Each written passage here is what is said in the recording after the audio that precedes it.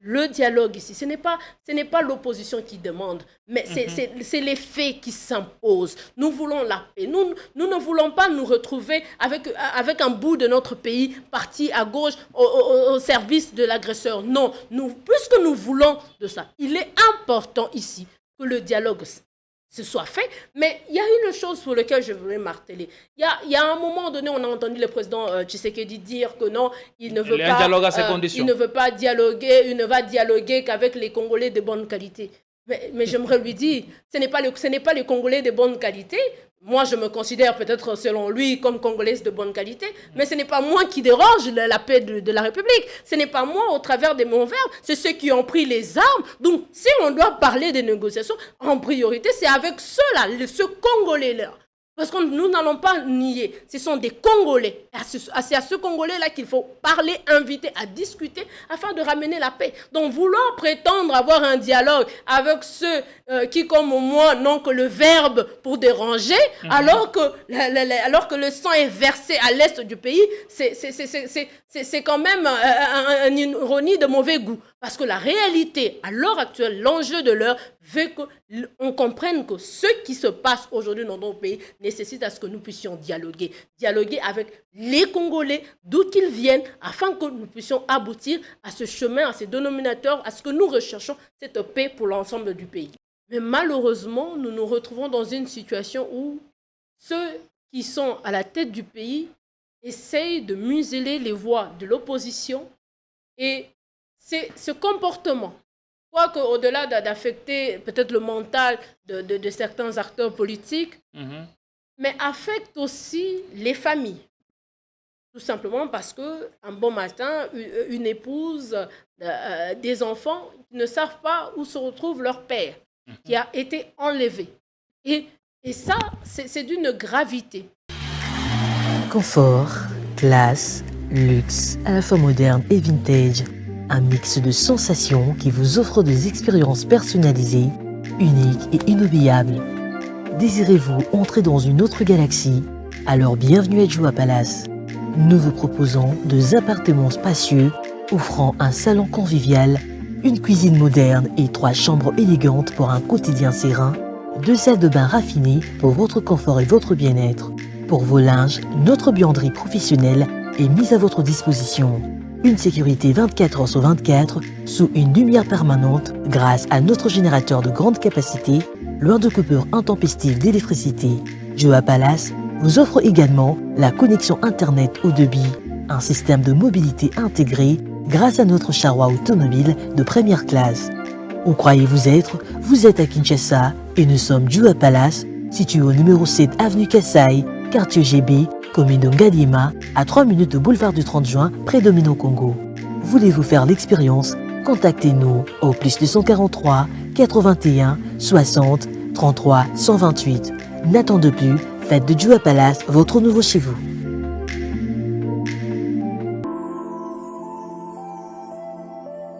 Le parc de la vallée de l'Antélé vous invite à venir partager des moments inoubliables en famille ou entre amis dans un cadre naturel de verdure unique à Kinshasa. Notre safari vous permettra de vous sentir en vacances et de découvrir nos lions, crocodiles, antilopes, buffles, éléphants, hippopotames et bien d'autres animaux dans le milieu sauvage et naturel.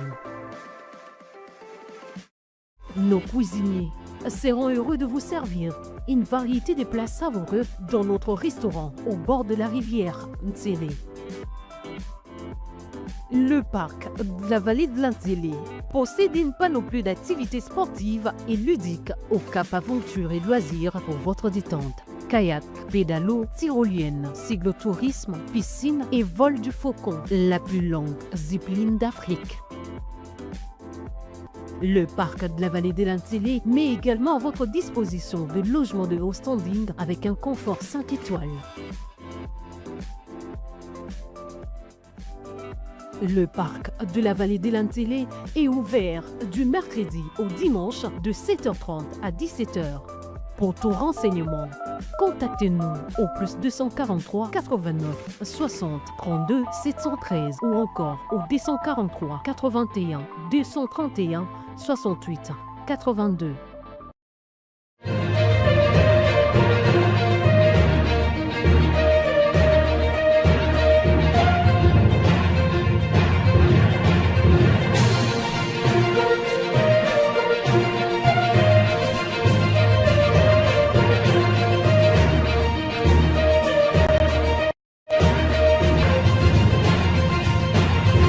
La République démocratique du Congo, dont Béni, pays au cœur de l'Afrique regorgeant moult richesses que Dieu a données à ce pays de Lumumba. Mais il est évident que ce pays va certainement mal car il ne décolle pas, embourbé depuis des années, ne sachant pas trop quelle route prendre certainement. Pour sa refondation notamment depuis les combats des pères d'indépendance à nos jours. Au cours de cette émission, nous allons, par un regard perçant et perspicace, essayer de voir dans quelle mesure nous pouvons arriver à sauver ces pays et à les tirer de l'enfer. C'est important. Et ceci passe par la contribution des nouvelles énergies, des idées, forces que portent ceux et celles qui ont l'amour du changement. Oui, le changement, nous le voulons, mais peu sont ceux qui travaillent sérieusement pour le voir advenir. Mais sur ce plateau, on a le cas d'avoir une dame qui croit à un Congo fort et prospère au cœur de l'Afrique, qui croit au changement, qui croit à une nouvelle façon de faire la politique, qui croit à ce qui est bien et beau. Parce que ce pays à qui Dieu a donné tout ou presque a des talents dans tout le domaine et un réservoir inépuisable des talents. Et je parle même du talent en matière, en ce qui concerne la matière grise. Content de recevoir sur ce plateau Maître Dalia Chilanda. Vous êtes femme politique et avocate. Vous êtes aussi présidente du mouvement Action Nouvelle. Nous sommes très contents de vous recevoir, femme lucide, engagée en politique. Il y en a trop peu qui acceptent de s'engager en politique. Quand même, vous, vous osez là où vos pères n'arrivent pas à relever la tête. Félicitations déjà pour ce que vous faites, pour vos multiples interventions dans le média en République démocratique du Congo. Et à partir de votre modèle, vous arrivez quand même à subjuguer les débats et à inspirer la jeune génération. Comment allez-vous? Je vais très bien. Merci beaucoup de me recevoir. Merci, j'en profite aussi pour passer mes salutations à M. Jean-Pierre. Merci à l'équipe. La présentation a été élogieuse. Je vous remercie pour ça. Effectivement, vous avez bien dit, hein, les femmes, on n'est pas très nombreuses, mais je pense que ce qui se passe aujourd'hui en RDC nécessite l'implication des filles et fils du pays. Et nous sommes de cette génération qui... On a décidé de ne pas nous laisser intimider, de prendre la parole, de parler de ce qui nous avons comme idée, de ce que nous avons comme idée, et aussi comme solution à proposer afin que la RDC se relève. Et vous êtes fille de stéréotypes. Exactement. Je fais fi un peu de tout ce préjugé. Il faudrait d'abord dire que je suis avocate de profession. Ce n'est pas évident. La femme avocate a souvent été accompagnée des stéréotypes. Et encore, cette jeune femme décide d'embrasser la politique. Ou encore, les hommes peinent à faire de la place aux femmes. Et comme j'aime si bien le dire, je ne suis pas là pour quémander ma place, mais je m'impose en apportant mes idées, ma manière de faire. Et je pense qu'avec cette détermination, que nous pouvons faire changer les choses et faire bouger les lignes. Et à partir de quand vous commencez certainement à vous intéresser à la politique? Alors, pour la petite histoire, ça a été très jeune, depuis l'époque où j'ai été à l'université. Les anciens de l'université protestante au Congo à la faculté de droit en diront quelque chose là-dessus, de cet engagement. C'est vrai, à l'époque, c'était un peu, je vais emprunter la phrase de mon père, c'était un peu le Yenga Bomwana, hein, où il y a des meetings, j'y vais, voilà. Mais après, de partir de ce Loyenge-là, et finalement, on est en moi une véritable vocation, et j'ai toujours mérité ma place, et j'essaye de faire le chemin vers ce long parcours, quoique il est difficile, mais je pense que les leaders de demain n'auront pas toujours le chemin facile. Certainement. Comme disait quelqu'un, c'est qui ont le même parcours ou ceux qui sont appelés à la même destinée doivent avoir presque le même parcours. Exactement. Et il est important de l'accepter. Vous vous engagez en politique. Donc, pour vous, la politique, c'est un sacerdoce, mieux une mission. Exactement. Un sacerdoce qui est finalement né d'un constat. Et le constat aujourd'hui, nous le disons tous, il est désastreux. Et je pense que je suis de ceux ou de celles qui n'aiment pas du tout croiser les doigts. Tout simplement parce que c'est vrai, sur les rues de Kinshasa, nous tous, nous plaignons. Nous nous plaignons de ça, de tel sujet.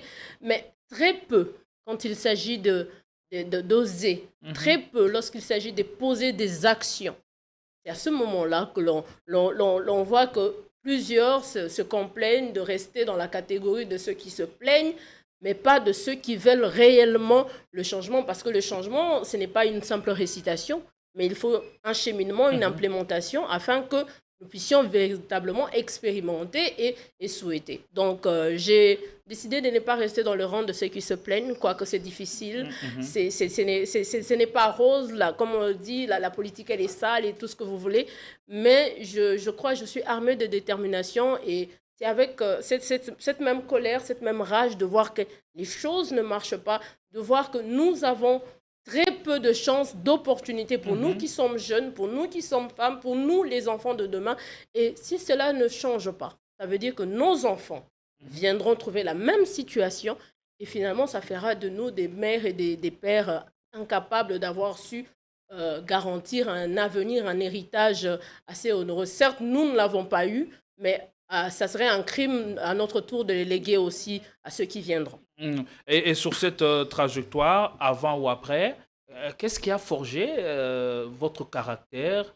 Qu'est-ce qui a forgé la personne que devenue aujourd'hui Dalia Tshilanda? Alors, la personne que j'ai, ce qui a forgé, je pense que c'est tout un parcours. C'est l'effet aussi d'aborder les aînés, de les rencontrer. Je pose cette question en connaissant le méandre de la politique congolaise. Exactement. Et la façon dont même les femmes sont perçues dans nos sociétés. Mais c'est ça le grand problème. Si nous décidons, nous tous, de vouloir, de craindre de faire un pas, tout simplement parce qu'il y a des préjugés, il y a des stéréotypes qui sont liés, qui sont attachés, une fois que l'on voit, surtout dans notre société très patriarcale, où la femme peine encore à faire sa place, si on décide de se résigner, de rester dans notre coin, nous allons rester que, comme je l'ai dit au départ, nous allons rester dans le rang de ceux qui se plaignent.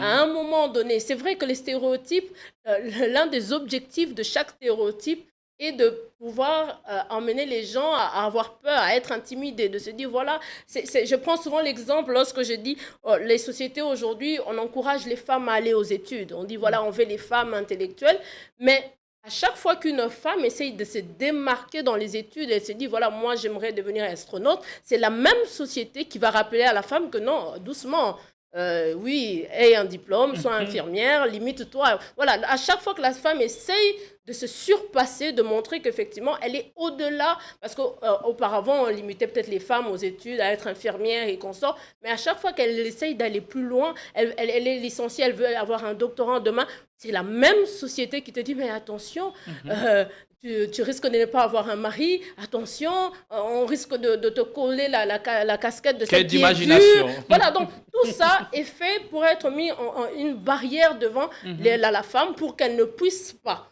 Maintenant, et vous n'avez pas vu ces barrières venir? Qu'est-ce qui vous a forgé? Si, j'ai vu ces barrières venir dans tous les sens.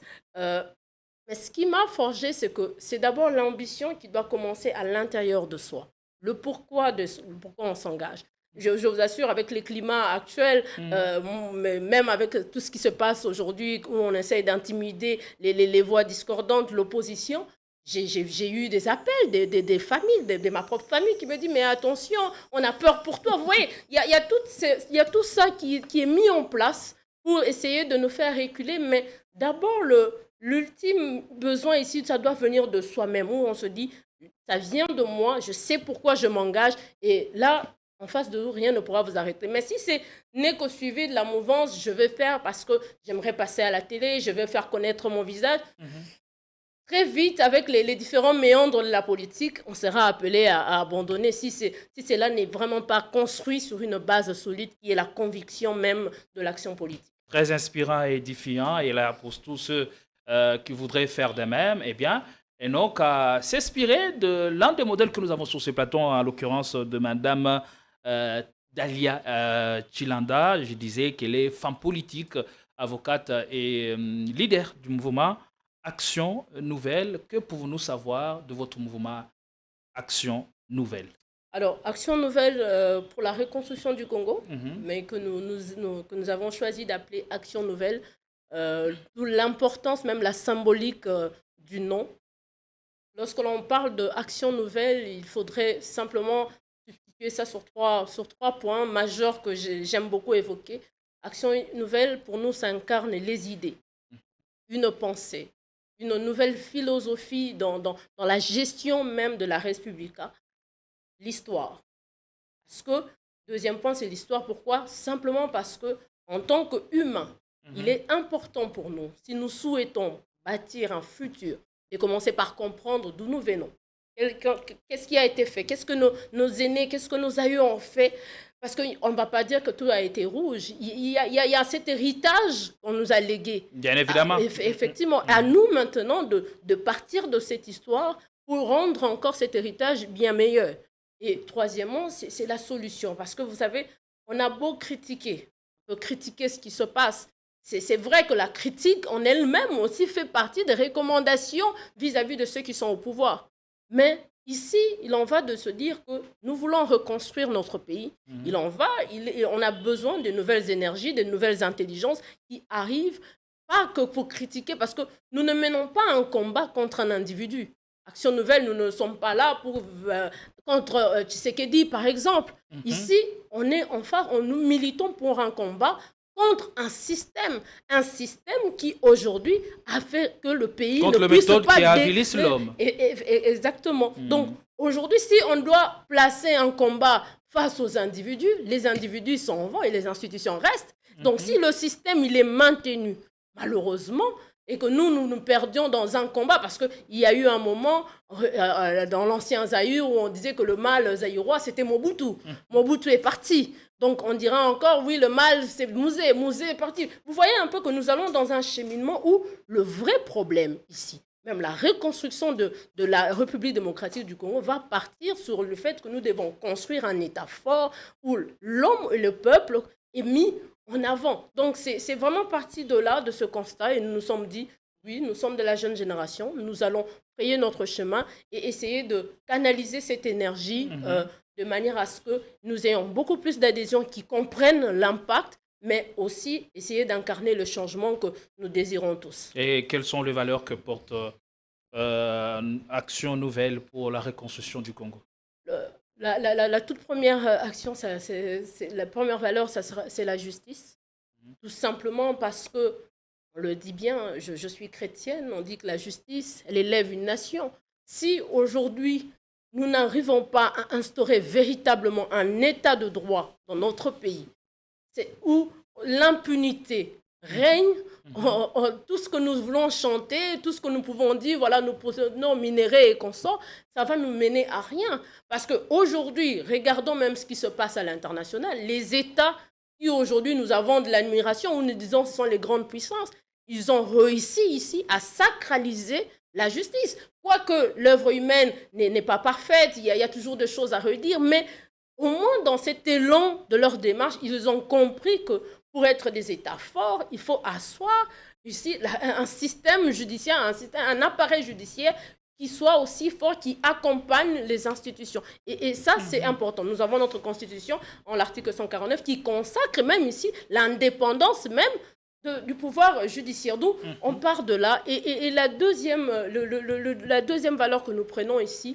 c'est l'homme, c'est le social. Parce qu'aujourd'hui, la RDC, nous avons une grande ressource qui est notre démographie. Mais aujourd'hui, nous peinons à jouer le rôle que nous subissons. Nous sommes devenus de ceux-là qui subissent. Comment comptez-vous y parvenir? Comment comptez-vous vous employer certainement pour que ce valeur soit repercutée? Alors, déjà, la première action, c'est le fait d'avoir constitué ici un groupe, un mouvement, où nous partageons les idées, parce que les idées ne viennent pas que de moi. Il y a d'autres camarades qui aussi apportent une pierre à l'édifice. Donc, déjà, la première action, c'est celle-là. La deuxième, c'est le positionnement que nous avons dans les médias. Pourquoi? C'est de venir exposer ce que nous pensons dans nos chambres, les idées que nous avons, les idées constructives pour la nation que nous décidons de mettre ici à les... Certes, nous avons une couleur politique, certes, nous, au regard de la situation, ça nous emmène à ne pas jouer à la neutralité parce que l'heure est grave, ce qui se passe dans notre pays est très grave. Donc, nous avons décidé de nous constituer en un mouvement où nous décidons d'agir et de réfléchir ensemble de prendre position effectivement pour le développement de notre pays qui est notre troisième valeur que nous prenons, c'est le développement. Parce que nous sommes une nation, une grande nation. Nous avons un positionnement qui nous met au cœur de l'Afrique. Frantz Fanon l'a dit. Donc aujourd'hui, nous ne pouvons pas parler de la RDC sans évoquer ici la question du développement. Du développement qui va commencer d'abord par l'humain, parce que l'homme congolais d'abord doit comprendre son rôle. Parce que cette nation, c'est vrai, avec toutes les ressources qu'il faut, mais nous avons besoin que l'homme congolais soit construit dans sa manière, dans la manière de réfléchir, parce que, encore malheureusement, jusqu'ici, nous sommes un État qui a encore du mal à se structurer, à poser des bases pour un État fort. Nous en parlons, mais c'est le constat, il est amer, il est tel qu'il est. Et comment vous arrivez personnellement en 30 secondes à vous définir opposition, pouvoir, parce que c'est là la tendance, la réalité chez nous. Quand vous vous engagez en politique, est-ce qu'avoir une posture neutraliste, c'est ce que vous ne faites pas déjà? Comment vous vous définissez? En 30 secondes, c'est simple. Nous, Action Nouvelle, nous avons rejoint, nous nous sommes ralliés au camp de l'opposition. Nous sommes de ceux qui pensons que ceux qui sont en place aujourd'hui, le régime en place, a suffisamment montré ses limites en matière de gestion, a suffisamment démontré à la face du monde que nous avons un groupe d'individus à la tête du pays, mais qui ne parvient pas, qui ne parvient pas à faire décoller le pays. Au contraire, au regard de l'état dans lequel ils ont hérité du pays, et aujourd'hui, 7 ans après, le bilan reste quand même assez catastrophique. Et de cet œil-là, malheureusement, nous avons choisi de ne pas nous ranger de ce côté-là, mais nous sommes du côté du peuple, du côté de l'opposition. Allez, très bien dit Madame Dalia Chilanda, leader du mouvement Nouvelle Action pour Action Nouvelle pour la reconstruction du Congo. Oui, elle est à suivre vraiment avec beaucoup d'attention. Vous pouvez m'aller sur ces différentes pages sur les réseaux sociaux où elle publie de temps en temps des réflexions qui poussent le Congo à retomber sur ses jambes. Et on va parler de l'actualité. L'actualité, c'est les appels au dialogue national inclusif qui se multiplient depuis un certain moment. Tantôt on est à Luanda, tantôt au Togo. Mais la voie peine à s'éclaircir. Comment rester lucide en cette période? Comment rester lucide quand nous sommes attendus au tournant? Question directe, êtes-vous favorable ou non au dialogue? Monsieur Gédon, je vous remercie pour la pertinence de la question qui vient s'appuyer à ce que nous avions toujours prôné. Action Nouvelle et moi-même, nous avons toujours soutenu ici le dialogue. Au regard du fait que la République, aujourd'hui, de la manière dont les choses sont gérées, la manière dont nous avons des frustrations au sein de nos communautés, il en va ici des dirigeants de comprendre l'importance. Et nous l'avions évoqué sous mes tweets, je l'ai dit plusieurs fois. Et certes, les amis en face nous ont brandi tantôt les cartes de non, ça ne sera pas possible, mais comme on le dit, nous sommes dans une république et on fait toujours honneur ici à la réflexion. Et ils ont compris que, quoique je dirais tardivement, et je vais m'expliquer, du fait que lorsque Bunagana a été atteint, je pense, dans mes différents éléments, des différentes interventions, j'ai eu à soulever ici que c'était le moment où le régime en place aurait dû comprendre la nécessité d'un dialogue, de parler avec ceux-là afin de limiter les dégâts.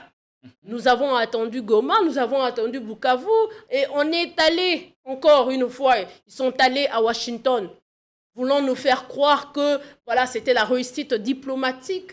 Mais moi, j'ai très souvent dit que nous ne sommes pas contre la diplomatie agissante. Pas du tout. Quand il s'agit des intérêts des Congolais, nous ne pouvons être du côté des Congolais. Ça, c'est clair. Mais s'il y a une chose pour laquelle je n'ai jamais été partisane, c'est ici, cette illusion diplomatique. On a essayé de nous vendre l'accord de Washington comme le miracle, comme l'innovation, alors qu'on a oublié que dans ce même pays, nous avons enchaîné des accords et nous connaissons aujourd'hui que ces accords, au finish, n'est qu'un cadre qui est posé afin que les volontaires réfléchissent pour aboutir à la paix. Et malheureusement, c'est ce côté-là où je ne suis pas d'accord. Mais aujourd'hui, revenons au dialogue. OK, mais encore les questions se posent. Sous quel format? Est-ce que ceux qui hier refusaient le dialogue sont encore en droit de venir vouloir imposer les cartes, ou carrément nous assistons ici au fait que les taux se resserrent et qu'on a constaté malheureusement que Washington n'a pas donné la solution miracle et maintenant on revient derrière Luanda pour appeler au dialogue, chose que l'opposition congolaise n'a fait qu'interpeller pour dire que nous avons besoin de la paix. Et la paix ne peut pas se construire à l'extérieur. La paix ne peut pas se construire sans les Congolais. La paix ne peut pas se construire sans ceux qui vivent réellement dans leur chair les conflits qui se passent à l'Est. Et ils ont fait le sourd d'oreille. Maintenant qu'ils essayent de revenir à la raison, voyant que nous l'avions dit, que le dialogue, porté ici par l'initiative de l'ECC-SENCO, le pacte social, était la clé pour mettre tous les Congolais, toutes les forces vives autour d'une table, mais pas que le Congolais, mais aussi, il y a un volet dont on n'évoque pas beaucoup, c'est le volet qui engage aussi, qui concerne aussi la sous-région.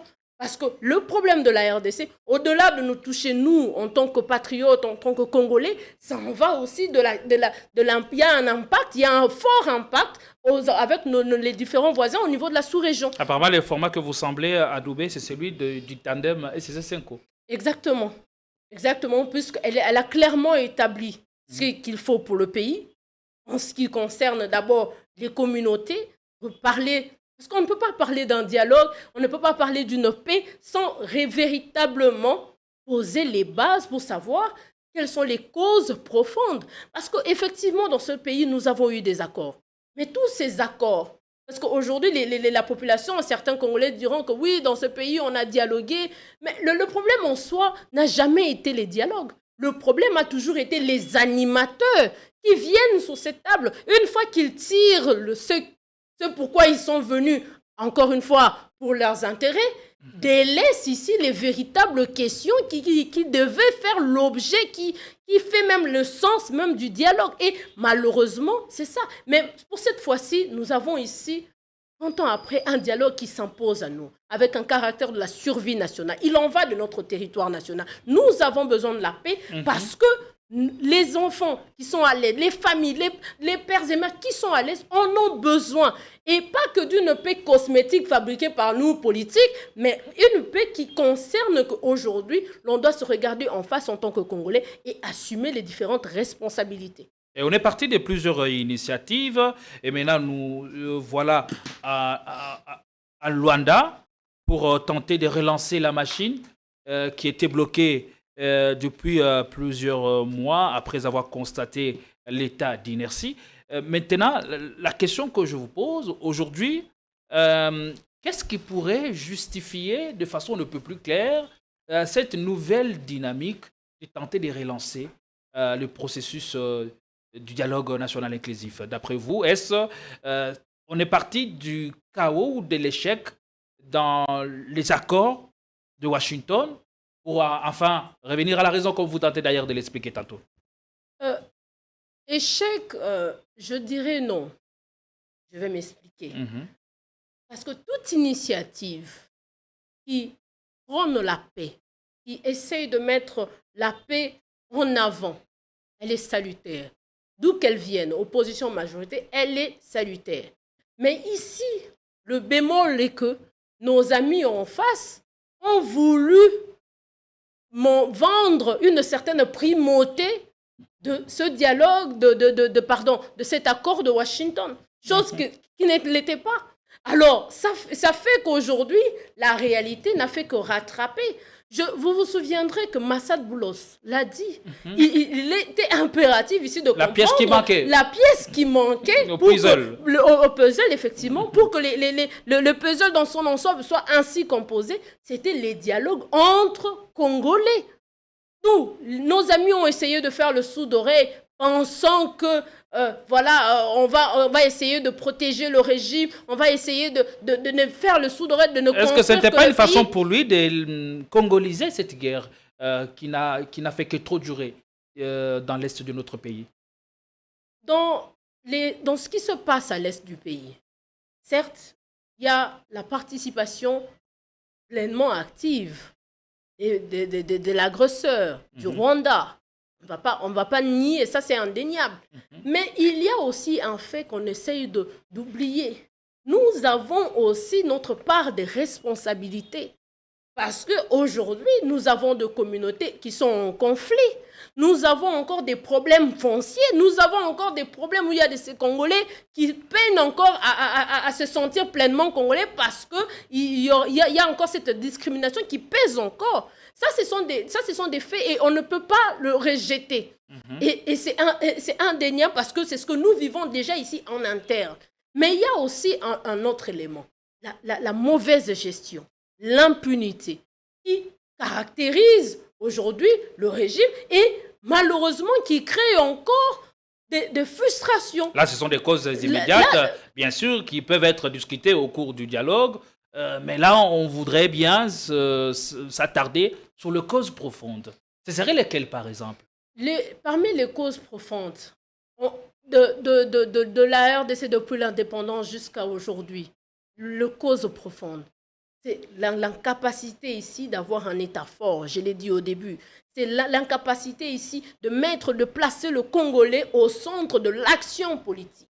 Jusqu'ici, plus de 60 ans, on a l'impression que ce n'est que les hommes politiques qui se servent, qui tirent profit et qui va même à l'encontre de la Constitution qui garantit à ce que les richesses du pays puissent être bénéfiques à tous. Donc ça fait partie des éléments. Au-delà même de conflits que nous traînons entre communautés, ça c'est vrai. Mais aussi aujourd'hui, il faudrait comprendre que lorsqu'on parle de l'accord de Washington, il y a eu des défauts auprès de nos amis. Du fait que, premièrement, nous... Des faits de la part de ceux qui ont négocié pour la République du Congo? Oui, tout simplement parce que la première des choses, ils ont failli à cette obligation constitutionnelle aujourd'hui que avant d'entériner le dialogue, l'accord, il fallait que au niveau de nos institutions, le parlementaire, qu'il puisse y avoir un débat. Aujourd'hui, vous allez circuler dans les rues de Kinshasa, vous verrez que On parle de l'accord de Washington, mais Mouyaya nous a dit que le débat aura lieu en mars.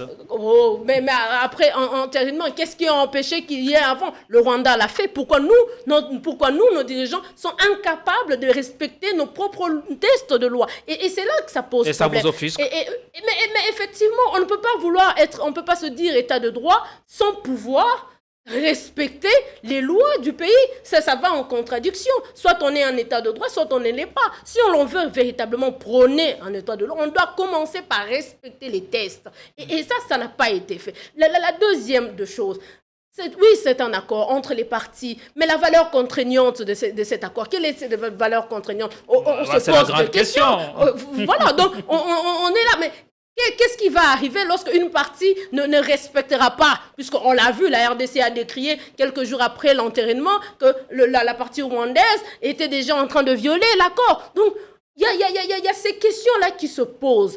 Voilà pourquoi lorsqu'on ramène la question ici du dialogue, c'est pour vider, la problématique de la congolité de ce conflit, parce qu'il prouve que l'ennemi ait des béquilles, comme on le dit bien, parce qu'il s'appuie sur les Congolais qui sont frustrés. Donc, il est de la responsabilité ici de ceux... Il n'est pas question de dire que non, c'est un enjeu de faiblesse. Non, ce n'est pas un aveu de faiblesse. Mais ici, c'est de comprendre que je suis à la tête du pays. Tout ce qui m'engage, tout ce qui peut m'intéresser, c'est de rétablir la paix entre moi et les gouvernants et les gouvernés. D'où j'appelle autour d'une table pour vider du sens ici l'argument rwandaise de pouvoir s'appuyer sur les Congolais qui sont en problème. Une fois que c'est vidé, une fois que les Congolais sont constitués en bloc, bien sûr, là maintenant, nous pouvons faire front tous ensemble contre les agressions qui peuvent venir de partout. Parce que nous nous plaignons ici du Rwanda, mais il y a une question, il y a une préoccupation que je porte beaucoup depuis un certain moment, c'est la situation sécuritaire à l'Ituri, qui malheureusement, elle va depuis... On n'en parle pas parce qu'on a l'impression que ce qui se passe aujourd'hui à l'est du pays éclipse mais les réalités qui se vivent en Ituri, mais... Il y a des déplacés, il y a des situations qui est terrible, qui est affreuse pour la population et dont nous connaissons les responsables. Mais encore une fois, nos amis au pouvoir n'essayent pas d'en parler tout simplement parce qu'il y a la remise en cause du gouverneur militaire qui sera évoquée. Il y a un peu la responsabilité de l'État qui sera mise en avant et pendant ce temps, on met entre parenthèses et on s'appuie sur ce qui se passe à l'est du pays. Et les faiblesses, quelles sont les faiblesses que vous personnellement vous avez pu déceler dans l'accord de Washington qui avait été entériné en date du 4 décembre 2025. Ça, c'est la première question. La deuxième question, est-ce Luanda ou Lomé réussiront-ils là où Washington a échoué ou montré ses limites? Monsieur Gédéon, vous savez, la réussite d'un accord, la réussite d'un dialogue, ça ne passe pas par ce qui va être mis sur papier. Ça passe par quoi? Ça passe par la volonté véritable des acteurs, de ceux qui vont se retrouver autour d'une table. Nous avons vécu cela avec l'accord de Sun City. S'il y a eu un moment dans notre histoire, cette alchimie qui nous a finalement amenés aux élections, c'est parce que les animateurs autour de cette table ont décidé, ont mis une certaine volonté, quoique on ne va pas s'attarder sur les failles certainement de cet accord, mais on reste sur l'essentiel. C'était que des animateurs ont compris que nous mettons autour d'une table pour aujourd'hui emmener les pays à un tel progrès. Et on a posé les jalons, on sait que deviendra le futur État. Exactement. D'où aujourd'hui, tant que nos amis, ceux qui sont en face de nous, ne comprennent pas que ici, lorsqu'on parle de la paix ou même du dialogue, la réussite de cela n'est inscrite que lorsque les différentes parties, opposition, majorité, les forces vives, les femmes, les jeunes, ceux qui vivent la guerre dans leur chair, se retrouvent autour d'une table pour aborder véritablement ici, sans complaisance, sans avoir derrière d'autres calendriers, mais qui viennent véritablement y mettre de leur part c'est à ce moment-là que l'on pourra parler de la réussite. Mais tant que ce n'est que des décisions unilatérales, ce n'est que l'envie d'un triomphalisme malsain, comme on l'a vu, voilà, Washington, c'est l'objet miracle, mais il n'a pas fallu que plus de 72 heures pour que Luvungi, pour qu'on sente la menace d'Ouvira. Donc, à un moment donné, il faudrait que l'on comprenne que nous n'allons pas là-bas pour le plaisir d'un homme. Mais le dénominateur commun ici, c'est la République. Qu'est-ce que nous voulons véritablement pour notre pays? Nous voulons le retour de la paix et le retour de la paix durable. Parce que nous parlons de la paix et certes, nous avons des petits chapitres de paix. Mais pour cette fois-ci, 30 ans après, on veut véritablement sentir qu'il y a ce retour de la paix qui va ensuite nous emmener à un développement. Donc ici, l'intérêt, ce serait de comprendre que les acteurs doivent se retrouver autour d'une table, mais sans vouloir mettre un homme, comme on l'a vu avec nos amis au pouvoir, qui aiment très bien nous replonger dans le djalel, dans l'héritage moboutisme, pour lequel je suis totalement en désaccord.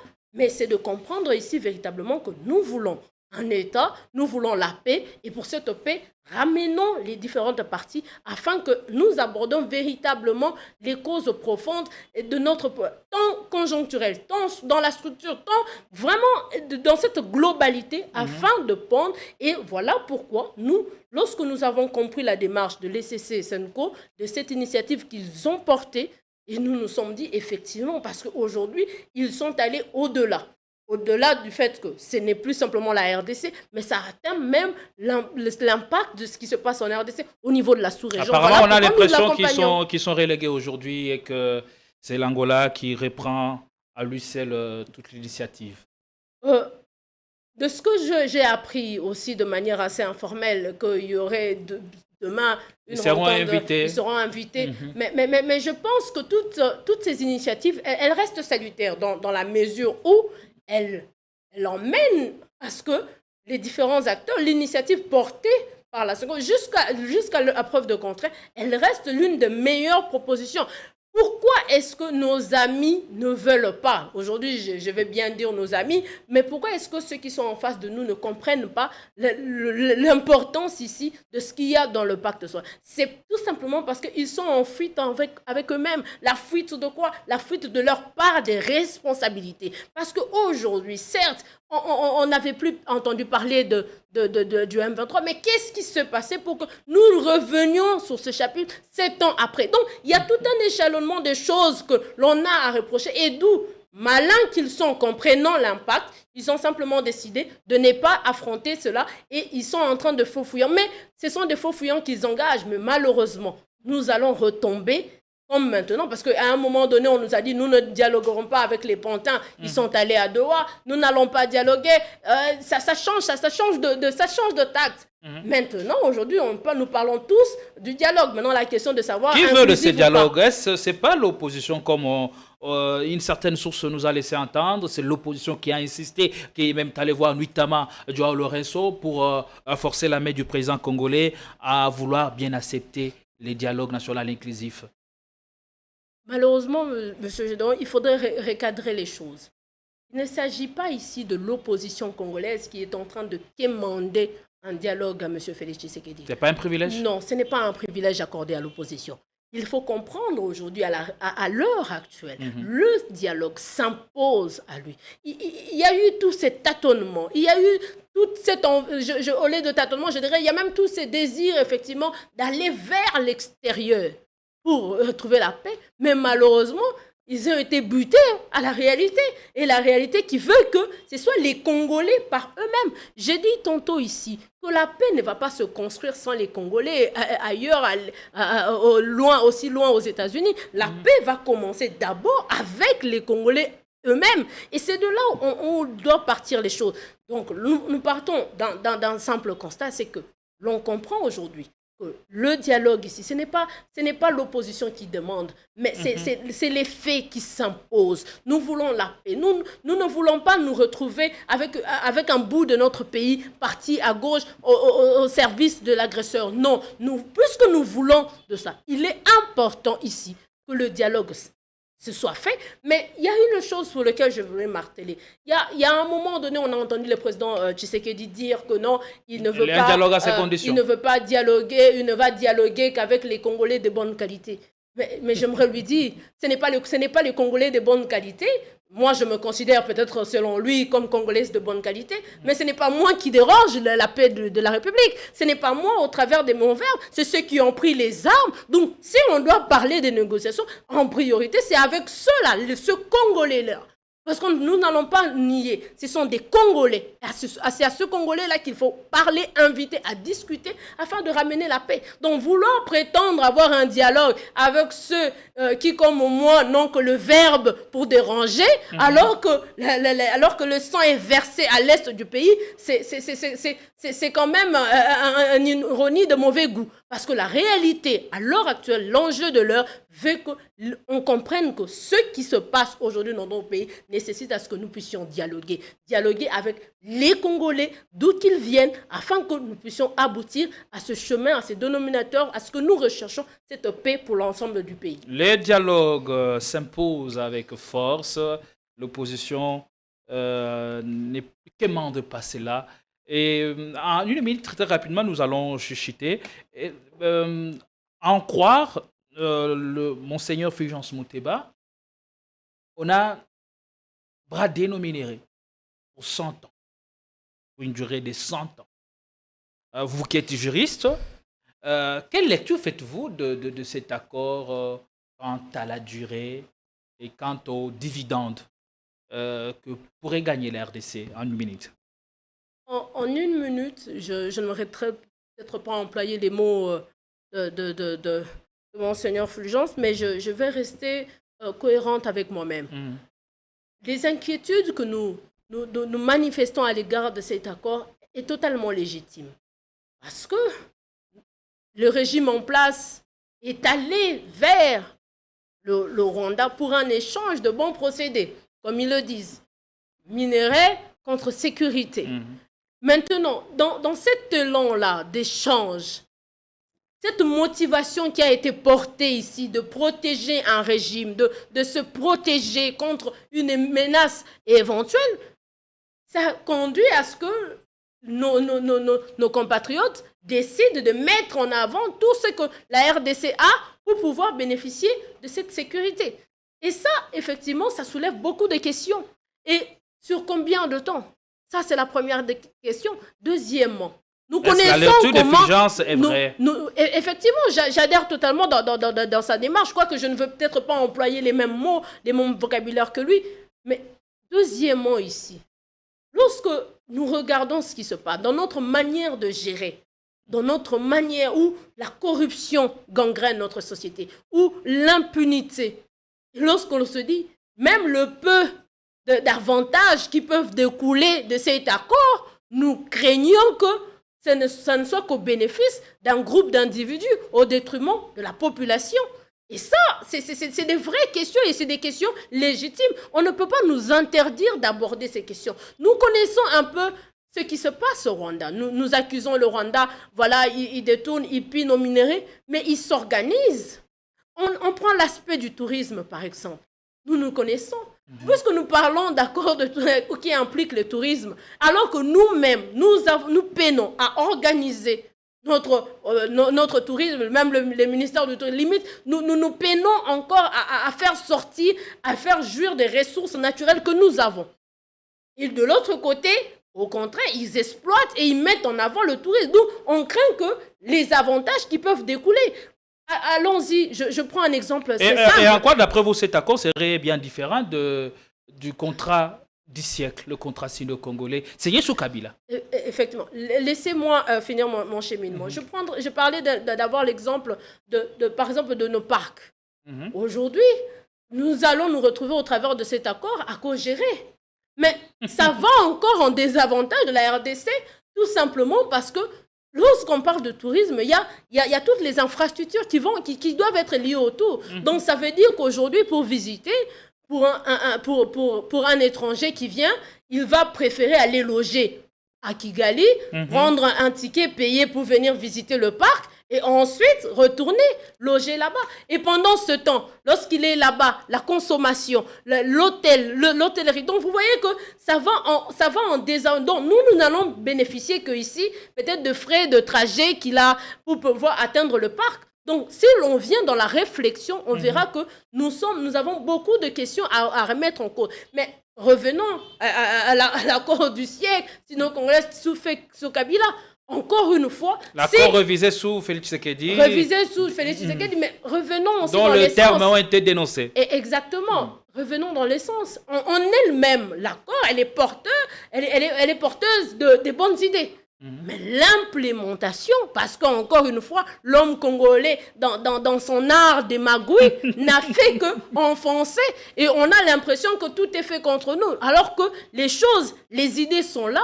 Mais lorsqu'on emmène les animateurs, c'est à ce moment-là que dans la partie congolaise, on sent que nous n'avançons pas malheureusement. En tout cas, votre inquiétude est légitime, puisque lorsqu'on lit l'accord de fond en comble, on dit qu'il y a des projets pour lesquels les États doivent mobiliser les moyens nécessaires. Eh bien, alors que lorsqu'on voit toujours dans le même accord, des projets comme le corridor de Lobito, qui figurent bel et bien. Et en ce qui concerne la RDC, on nous demande qu'il faut mobiliser les moyens pour le projet, quelque chose du genre, ce qui est bien dommage. Donc il faudra de la vigilance, justement, doubler des vigilances et des volontés politiques assumées. Vraiment faire développer le pays, mais malheureusement, à l'heure actuelle, on craint avec la montée en puissance des détournements à hauteur de millions, ça ne garantit pas notre On espère pays. que ça va s'estomper cette année 2026 et que ce sera une bonne année. Ça ne peut pas être qu'un souhait. Ça ne peut pas être qu'un souhait. Elle doit suivre tout un cheminement, toute une volonté de briser le système. Briser les systèmes. Parce que tant que ce système semble être bénéfique aux individus, on aura beau changer des animateurs, mais ceux qui viendront ne sont qu'héritiers du système et ne vont que consacrer la même chose, voire faire pire. Ça vaut son pesant d'or en tout cas. Merci beaucoup. Maître Dalia Chilanda, j'espère que je ne massacre pas votre nom. Et on va chuter, il nous reste 3 minutes. Je voudrais bien que vous puissiez les utiliser à bon escient pour commenter ces sujets d'actualité. On parle de la série d'arrestations de plusieurs opposants en République démocratique du Congo. On a l'impression que la tension monte d'un cran et que les opposants, depuis une certaine période, vivent avec la peur au ventre.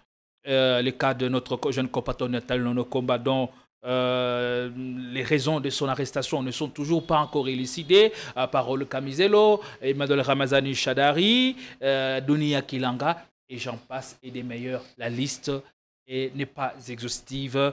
Et on a suivi dans l'interview exclusive que vous a proposé votre chaîne Politicon les cris de cœur de Madame Chadari, Madame Wivine. Vous, en tant que femme, quel ressenti avez-vous en vous mettant à sa place et votre commentaire par rapport à tous ces cas d'arrestation des opposants? Alors, il est bien malheureux pour une république qui essaye de prôner l'état de droit, qui malheureusement piétine fortement les lois. Parce que notre Constitution, en son article 17, garantit ici les libertés individuelles, les libertés de s'exprimer, les libertés de se réunir, les libertés d'association. Mais malheureusement, nous nous retrouvons dans une situation où ceux qui sont à la tête du pays essayent de museler les voix de l'opposition. Et c'est ce comportement, quoique au-delà d'affecter peut-être le mental de certains acteurs politiques, mais affecte aussi les familles. Tout simplement parce qu'un bon matin, une épouse, des enfants ne savent pas où se retrouve leur père, qui a été enlevé.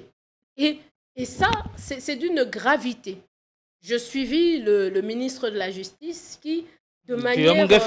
qui peut-être ne s'est pas rendu compte de ce qu'il a osé dire au devant des médias. Parce que quelque part, dans ses propos, il essaye de normaliser.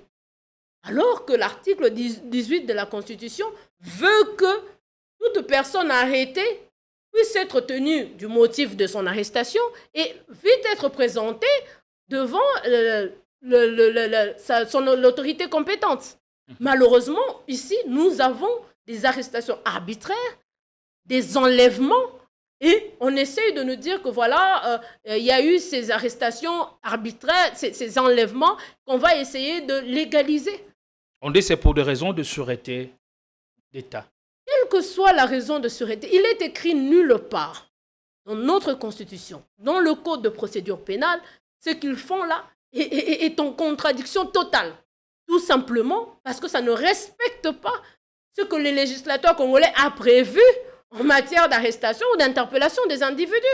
Si réellement il y a eu des faits, notre loi, notre code de procédure prévoit la flagrance. Mais une fois que la personne a été interpellée, amenez-lui devant l'autorité compétente. Nous parle notre camarade Nathanaël, avec qui j'envoie beaucoup de force. Ça fait nous comptons plus de 5 jours où nous ne savons pas où il se retrouve. Pourquoi il a été arrêté. Et ça va en violation de notre Constitution, de notre Code de procédure pénale. Et donc, quand le ministre de la Justice se tient pour dire que non, ça va être légalisé, mais moi, je me dis, mais bon sang, est-ce qu'on comprend? Voilà pourquoi la crainte de beaucoup, c'est de dire qu'on a des intelligences dans ce pays, mais une fois qu'ils arrivent à des postes de responsabilité, on a l'impression que ces intelligences sont mis en carton et qu'on a maintenant, on ne réfléchit qu'en tant que politique. Parce qu'en tant que ministre de la Justice, tout ce que déjà ces arrestations, elles sont illégales. Et aujourd'hui, on s'en prend à ceux qui parlent, ceux qui osent émettre leurs avis, leurs opinions, ceux qui n'ont pas d'armes, ceux qui n'ont que le verbe, comme moi, pour exprimer leur accord ou désaccord sur un sujet ou un autre. Nous avons le camarade Camizelo, par exemple. L'on se pose des questions. Certes, on dira que voilà, il y a eu des dérapages, mais s'il y a eu des dérapages, oui, effectivement, le magistrat, son juge naturel, a la mission de l'inviter, mais respectons au moins la procédure. C'est ce qui fait de nous un État. Mais malheureusement, ce n'est pas le cas. Et c'est ce qui montre même que c'est en face. Ils essayent d'instaurer la peur au sein de l'opposition, la peur auprès de ceux qui essayeront de parler. Mais lorsqu'on lit véritablement les faits, on comprend que ce sont eux qui ont peur du fait qu'aujourd'hui, qu'on relève ici leurs incapacités, leurs incompétences. Et ils pensent qu'en voulant forcer, faire taire le voix, que cela va changer. Malheureusement, cela ne va pas changer. Au contraire, ça ne fait qu'afficher ici leur incapacité à gérer, et quand on est mal, on se sent mal, on ne gère pas bien, on a du mal à entendre des voix qui rappellent qu'on a été incompétent. D'où l'envie ici de museler les voix. Nous avons une situation qui se prévaut aujourd'hui à Kinshasa. Les Mobondo, qui ne sont plus loin, ils sont là à Kinshasa parce que Maluku, c'est Kinshasa. Donc, on essaye d'en parler. Malheureusement, vous verrez que nous avons le VPM de l'intérieur qui, toute son énergie, est focalisée sur les partis de l'opposition, les mouvements d'opposition à faire taire. Mais on est incapable aujourd'hui de faire taire un groupe un peu désordonné comme Mobondo qui aujourd'hui prend de l'élan, et est en train d'avancer. Et c'est ce qui est triste, c'est ce qui est dommage à tous nos camarades qui se retrouvent dans des situations, ou même ceux qui sont menacés, parce que la menace, elle est forte. Moi-même, je l'ai vécu, ou des filages, parce qu'on essaye de mettre des avis. À tout cela, je ne peux qu'envoyer de la force et du courage. Et en suivant le témoignage de Mme Wivine, qu'est-ce que vous dites? Le témoignage de Mme Wivine, épouse du secrétaire permanent du PPRD, c'est ce que j'ai dit tantôt ici. Lorsqu'on arrête un acteur politique par rapport à ses opinions, par rapport à sa posture ou à son camp politique, ce n'est pas seulement lui que l'on touche, c'est toute une famille, c'est ça qui est traumatisé, qui subit, qui voit que un père est enlevé à 3 heures du matin et embarqué de chez lui dans son lit. c'est traumatisant. Et encore une fois, ici, j'ai saisi l'opportunité d'envoyer beaucoup de courage parce qu'elle a été brave. On l'a vu aller devant les ambassades. On l'a vu, encore une fois, en face de M. Jean-Pierre, essayer d'en parler. Ça émane d'un courage. Mais ici, il faut soulever que même la famille de notre camarade Camizelo, j'ai vu son épouse, j'ai vu la famille de Nathanaël, on voit que c'est la désolation qui est apportée aux familles. Parce que les droits dans notre pays garantissent que on soit au courant de ce pourquoi on est appréhendé, l'on soit accompagné de son avocat et que les familles puissent savoir où vous vous trouvez. Et malheureusement, c'est fait en violation de tout ce que nous avons comme loi dans notre pays. Merci beaucoup, Maître Dalia Chilanda, présidente de Action Nouvelle pour la reconstruction du Congo. Merci pour ces moments que vous avez accepté de partager avec nous. Merci. Ça a été un agréable plaisir de vous avoir sur notre plateau. Merci à vous de m'avoir invité.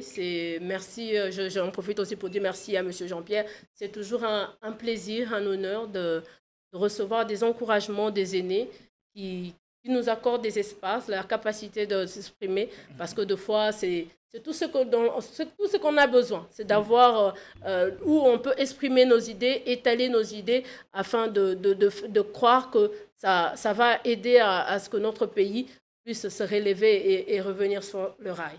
Ça reste possible. Merci beaucoup. 2026 commence. Eh bien, il faut réfléchir, travailler de manière à sortir de cette auberge. Nous ne voulons pas, surtout, s'il vous plaît, pour cette année 2026, le gouvernement d'intelligence artificielle.